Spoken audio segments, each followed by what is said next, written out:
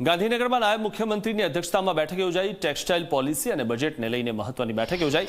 Chamber of commerce અને પદાધિકારીઓ સાથે બેઠક કરવામાં આવી। પોલિસીમાં ફેરફાર અને તેનાથી થતા ફાયદાઓ અંગે પણ ચર્ચા કરવામાં આવી હતી।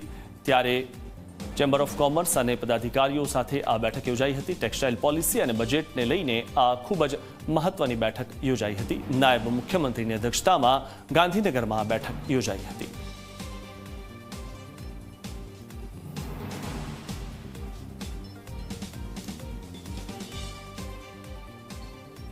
જે નવી પોલિસી એમ આપ કહો છો તો આપણી પોલિસી જાહેર થઈ જ ગયેલી છે અને નવી પોલિસી વચ્ચે જે બ્લેકઆઉટ હતું એ બી નથી રહ્યું, એટલે એ પણ કોઈ પણ વેપારીઓને તકલીફ નથી પડી જે વચ્ચે 6 મહિનાથી આઈધર એ 2019ની પોલિસી અથવા 2025ની પોલિસીમાં સમન્વય કર્યો છે।